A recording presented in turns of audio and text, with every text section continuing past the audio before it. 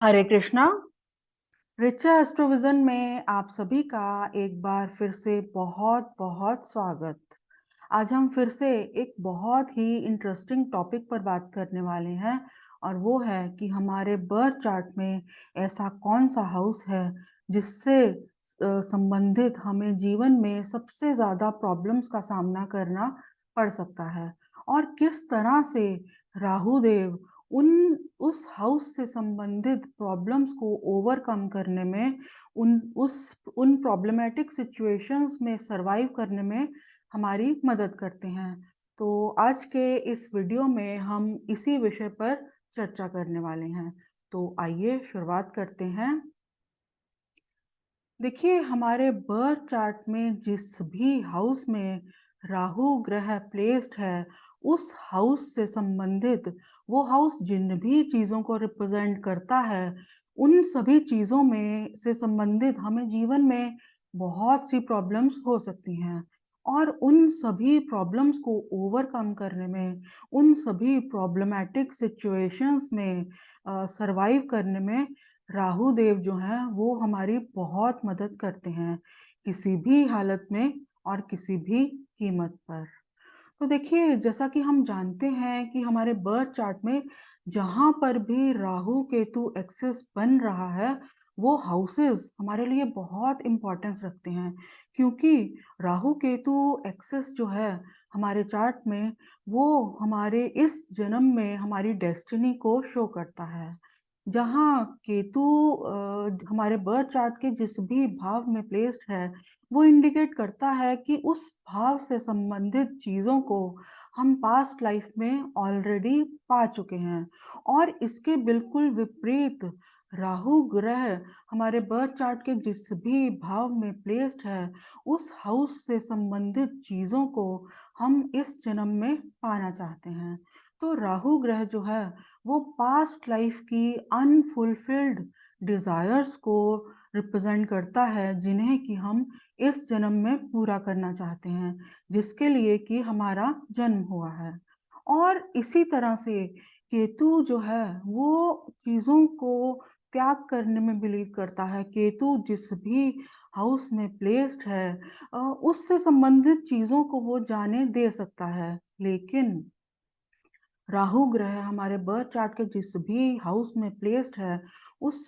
House से संबंधित जो भी चीज़ें हैं, राहु ग्रह जो है वो उन्हें जो है वो आसानी से जाने नहीं दे सकता, क्योंकि राहु ग्रह जो है वो ऑब्सेसिवनेस को शो करता है। जिस भी भाव में, जिस भी हाउस में हमारे चार्ट में राहु ग्रह प्लेस्ड होगा, उस हाउस से संबंधित चीज़ों को लेकर हमारे जीवन में एक ऑब्सेसिवनेस जो है वो हमेशा रहेगी और उन चीज़ों को पाने में हमें चाहे कितनी भी प्रॉब्लम्स क्यों ना आएँ, कितनी भी समस्याएँ क्यों ना आएँ, जो हम उन्हें हर कीमत पर पाना चाहेंगे और राहु ग्रह जो है वो इसमें हमारी मदद करते हैं। तो देखिए, उस हाउस से जिस भी भाव में राहु ग्रह प्लेस्ड है, उस हाउस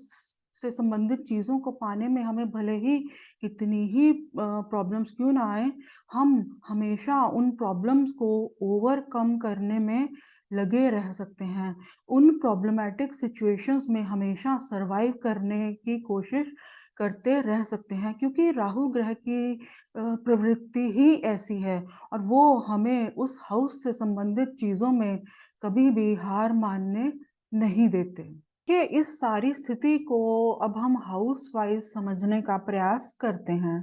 तो देखिए, मान लीजिए किसी व्यक्ति के बर्थ चार्ट में राहु ग्रह जो है वो उपचय हाउसेस में प्लेस्ड है, यानी कि तीसरे, छठे, 10वें या 11वें हाउस में प्लेस्ड है। तो इसे एक ब्लेसिंग भी माना जाता है, लेकिन हमें यहाँ पर ये देखना होगा कि राहु जिस राशि में प्लेस्ड है, उसका जो स्वामी ग्रह है, उसका जो लॉर्ड है, वो बर्थ चार्ट में वेल प्लेस्ड होना चाहिए और इसी तरह से जो शनि ग्रह है, वो भी बर्थ चार्ट में वेल प्लेस्ड होना चाहिए। और जैसा कि हमारे शास्त्रों में बताया भी गया है कि कुजवत केतु शनिवत राहु। तो इसे हम एक एग्ज़ाम्पल के माध्यम से भी समझ सकते हैं कि मान लीजिए किसी व्यक्ति के बर्थ चार्ट में जो राहु ग्रह है, वो बर्थ चार्ट में 4th हाउस में प्लेस्ड है और 4th हाउस जैसा कि हम जानते हैं रिप्रेज़ेंट करता है हमारे माइंड को, मदर को, नरिशमेंट को,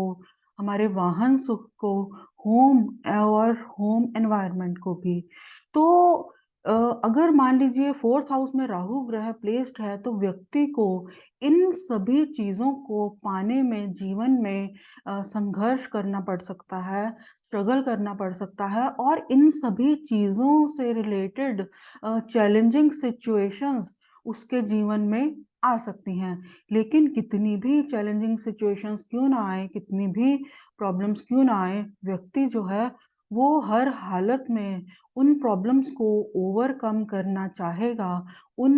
प्रॉब्लमैटिक सिचुएशंस में जो है वो सर्वाइव करना चाहेगा। और इसी तरह से मान लीजिए जैसा कि हमने अभी बात की कि राहु ग्रह बर्थ चार्ट के 4th हाउस में प्लेस्ड है और बर्थ चार्ट के 4th हाउस में प्लेस्ड है कैंसर साइन में। तो और चंद्रमा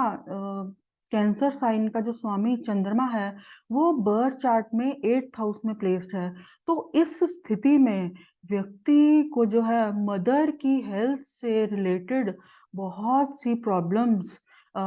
हो सकती हैं। मदर के हेल्थ इश्यूज़ को लेकर स्ट्रगल हो सकता है और व्यक्ति को जो है अपने मदर के सर्वाइवल के लिए बहुत स्ट्रगल करना पड़ सकता है। लेकिन कितनी भी प्रॉब्लम्स क्यों ना आए, व्यक्ति जो है हमेशा उन प्रॉब्लम्स को ओवरकम करने की कोशिश करेगा, उन प्रॉब्लमैटिक सिचुएशंस में सर्वाइव करने की कोशिश जो है, उसमें हमेशा लगा रह सकता है।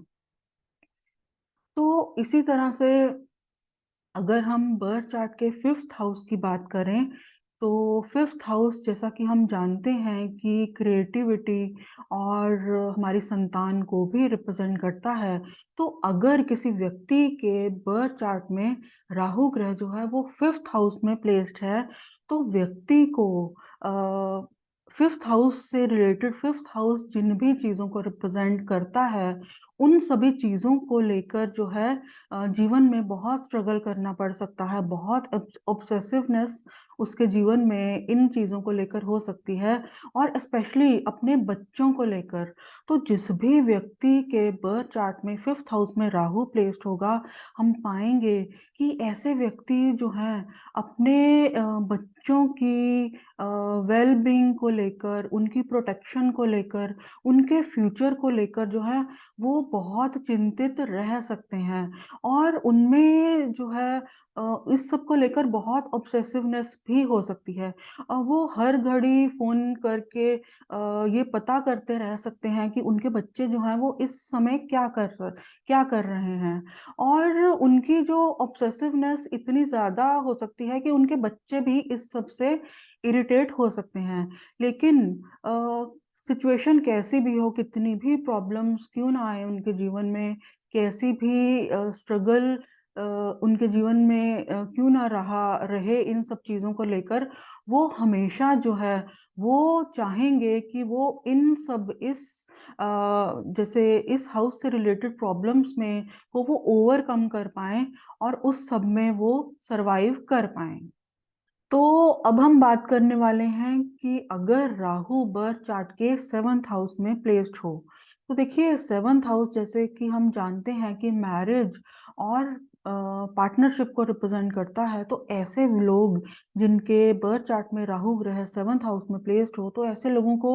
मैरिज से रिलेटेड बिज़नेस पार्टनरशिप से रिलेटेड अगर वो बिज़नेस कर रहे हैं, तो जीवन में बहुत सी प्रॉब्लम्स का सामना उन्हें करना पड़ सकता है। बहुत सी चैलेंजिंग सिचुएशंस उनके जीवन में आ सकती हैं इस सब को लेकर। लेकिन इस सब के बावजूद वो जो है इन सभी प्रॉब्लम्स को ओवरकम करने की कोशिश करते हैं और उस सब में सर्वाइव करने की कोशिश करते हैं। और इसी तरह से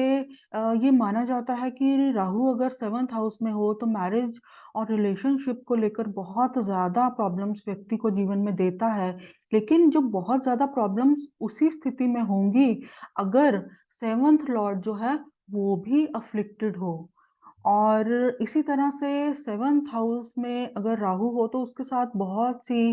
इंटरेस्टिंग चीज़ें भी जुड़ी हैं। तो मान लीजिए कि आप बिज़नेस कर रहे हैं और आपका जो बिज़नेस पार्टनर है, उसके बर्थ चार्ट में राहु जो है वो 7th हाउस में प्लेस्ड है। तो इस स्थिति में आपको हमेशा अलर्ट रहना चाहिए, क्योंकि इस ये स्थिति जो है इस बात की प्रबल संभावना बनाती है कि ज़्यादा हार्ड वर्क आप करें और उसका जो पूरा बेनिफिट है वो दूसरा व्यक्ति ले जा सकता है, जिसके बर्थ चार्ट में राहु ग्रह जो है वो 7th हाउस में प्लेस्ड हो।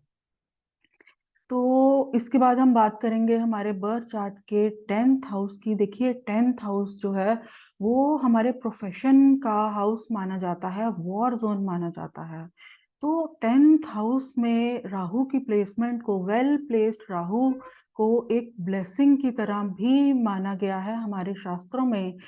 और लेकिन यहाँ पर अगर राहु 10th हाउस में हो, तो व्यक्ति को अपने प्रोफ़ेशन से लेकर बहुत सी चैलेंजिंग सिचुएशंस का सामना भी जीवन में करना पड़ता है। लेकिन व्यक्ति जो है वो हर हालत में उसे सर्वाइव करने की कोशिश में हमेशा लगा रहता है। तो बहुत से पॉलिटिशियंस के चार्ट्स में और बहुत से ऐसे लोग जो कि बहुत अथॉरिटेटिव पोज़ीशंस पर काम कर रहे हैं, उनके चार्ट में हमें राहु जो है वो 10th हाउस में देखने को मिल सकता है। पॉलिटिशियंस जैसे कि हम बात करें तो former US president Donald Trump के बर्थ चार्ट में राहु जो है वो 10th हाउस में प्लेस्ड है। दूसरे बहुत से पॉलिटिशियंस के चार्ट में भी हमें राहु जो है वो 10th हाउस में देखने को मिलेगा। तो ऐसी प्लेसमेंट यानी कि राहु अगर 10th हाउस में प्लेस्ड हो तो ऐसे लोग जो हैं पावर को लेकर, अथॉरिटी को लेकर जो हैं वो बहुत इम्पल्सिव, बहुत जो हैं वो ऑब्सेसिव हो सकते हैं। और ऐसे लोग जो हैं वो हमेशा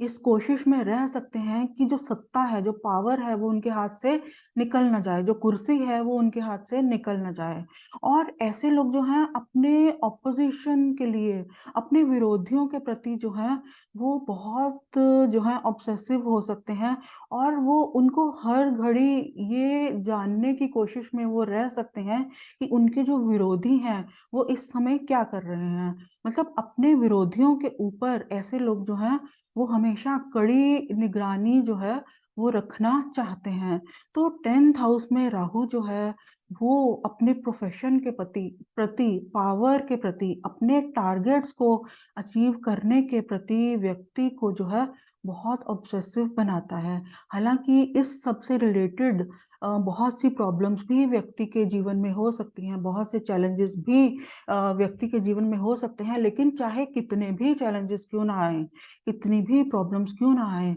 ऐसे व्यक्ति जिनके बर्थ चार्ट में राहु 10th हाउस में प्लेस्ड हो, ऐसे व्यक्ति जो हैं उन सभी सिचुएशंस को ओवरकम करने की कोशिश करते हैं और उस सब में सर्वाइव भी करते हैं। तो इस तरह से 10th हाउस में राहु जो है वो व्यक्ति को इसी वजह से बहुत शक्तिशाली भी बनाता है। और इसी तरह से अगर हम बर्थ चार्ट के 11वें भाव की बात करें 11th हाउस की, तो अगर यहाँ पर राहु अगर प्लेस्ड हो, तो ऐसे व्यक्ति जो हैं लाइफ में अपने गेन्स के प्रति, अपने प्रॉफ़िट्स के प्रति जो है वो बहुत ऑब्सेसिव होते हैं। उनका काम करने का अपना एक अलग तरीका होता है और वो हर हालत में ये हमेशा चाहेंगे कि उनके जो प्रॉफ़िट्स हैं, उनके जो गेन्स हैं, वो हाथ से निकल ना जाएँ। और इसमें चाहे कितनी भी प्रॉब्लम्स का सामना उन्हें क्यों ना करना पड़े, वो हर हालत में सर्वाइव करने की कोशिश में लगे रहते हैं। और इसी तरह से अगर राहु ग्रह बर्थ चार्ट के 12th हाउस में अगर प्लेस्ड हो, तो ऐसे लोग जो हैं लाइफ में चाहे कितने भी उनके एक्सपेंसेस हों, कितने चाहे उनके लॉसेस हों, उस सब के बावजूद वो लाइफ में सर्वाइव करते हैं। उस सब के बावजूद वो हर तरह की प्रॉब्लम्स का सामना करते हुए जो है, उस सारी सिचुएशन को ओवरकम करने की कोशिश में लगे रहते हैं। तो ये था मेरा छोटा-सा विश्लेषण। अगर आपको मेरा ये वीडियो अच्छा लगा हो, तो मेरे चैनल को सब्सक्राइब करें मेरे वीडियो को लाइक करें। हरे कृष्णा।